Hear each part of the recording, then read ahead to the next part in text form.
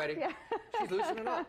Chef Kyle's been here long enough. He's loosened up. Chef Kyle Humphreys is here from Little Dumplings. Thanks for being here. Hey, appreciate it.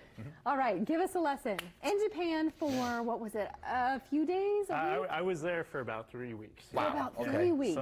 Some kind of trying out different restaurants, and then the bulk of that was at the Tokyo Ramen Academy. Yeah. Which, in Japan, there's a few ramen schools because it's very popular over there. Sure. And that's bleeding into the U.S. So yeah, I got the chance to go over there. That's so But cool. is it popular there like we talked about, like avocado toast, or is it perpetually popular over there? Oh yeah, it's Non-stop, right? it's bigger than McDonald's. Okay, over there you are. Right Yeah. there. Thank you for putting that in perspective. Okay, I imagine you learned a lot of lessons, but we're going to Yeah. get to some show and tell and some cooking. Obviously, you brought ramen for us today, so what do we need to do to get started? Yeah, so I've had the chance at Little Dumplings to do Sunday ramen specials. So love I'm going to that. run you guys through what I did this past week, Okay. kind of the different elements, and then Okay. later we'll Please put together do. a bowl for you. Well, we're running on the assumption that all people know what ramen is. Yeah. And so maybe we step back and see what we're seeing here. There it is. What is Look at ramen? that. Right, so to me, I'd say it's like the ultimate comfort food. You know, from the first taste of the soup, first time I ever tried it, I just had a sensation of wow, you know, and Wow, that's what we're trying to recreate. So there's 5 different components that make I guess you could say, an authentic bowl or whatever you want to call it. Yes, So, teach us, Yeah, Kyle, yeah, because so- it's fascinating what all goes into this, and a lot of us don't have a clue. Sure. Yeah. So it starts with the soup or the broth or stock or whatever you want to call it.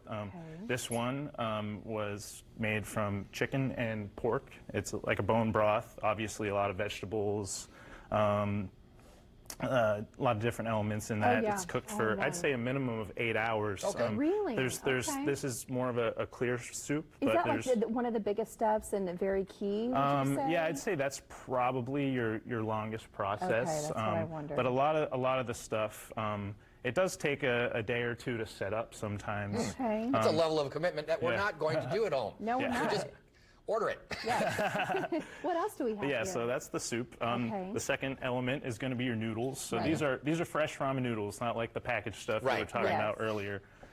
These are made from a company called Sun.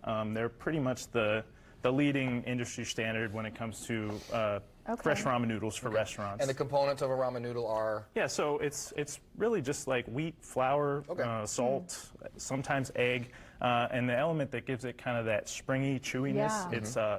It's called lye, so lye water. Okay. And that is added to it, and it raises the pH level and the alkalinity, so it has that kind of springy Alkalinity. texture. That's a fun word. I Alkalinity. wasn't expecting any e-learning today, but I'm glad I That's a did. fun word. Yeah, the level of hydration of water affects kind Okay, of if sure. it's chewier, wavy, straight, stuff like that. Awesome. But anyway, Right, yeah. moving on. Yeah, you got some other stuff here too. So this is chicken oil or Chicken oil. schmaltz, rendered chicken fat.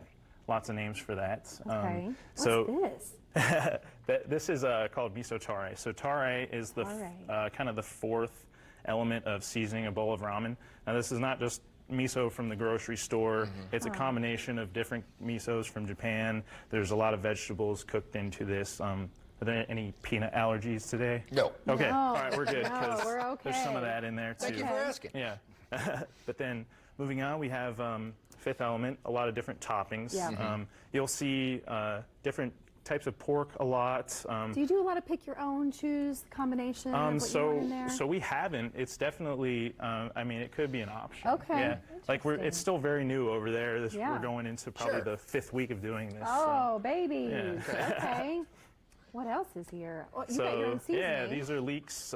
Leeks? This is kind of house Special togarashi. secret? Little. Okay. I mean, no secrets here. Okay. I mean, but yeah. So What were these?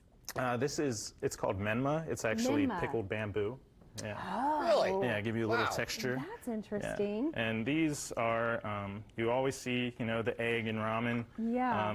These are what we call a 63-degree egg. In Japan, they might refer to I that wonder- as an onsen egg. So it's a special egg. Yeah. So it's cooked in a water bath at a low temperature for a long time. So it's almost like a poached What is this? texture. What's the whirly-gig swirly thing? Yeah. So that guy in the middle there is called a Naruto fish cake.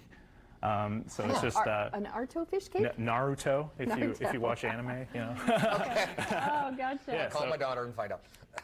They don't have a ton of flavor, but you know they are pre-cooked, and you cut slices, and they really pop the appearance. And it's pretty. Yeah.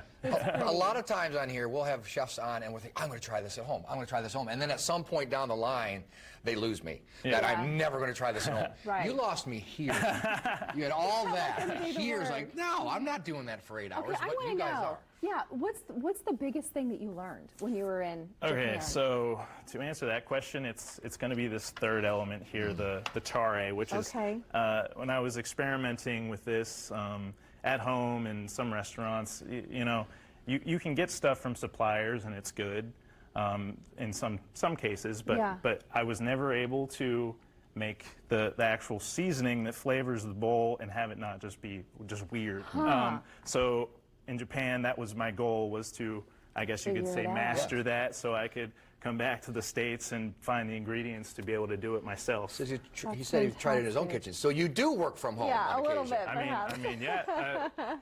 We've all have off times. There you go. I've been Exactly. reading books and looking Awesome. at stuff online. Well, your off time, Oh, thank order you. from there. FishersTestKitchen.com. We'll put the link on IndieStyle.tv. Thank you so much. He's going to put one That was a together cool for us coming up a little later. Yep. Calling all young brick builders, not you, Dad, not you, Mom, how to enter your creation in a contest from home. That's when IndieStyle returns.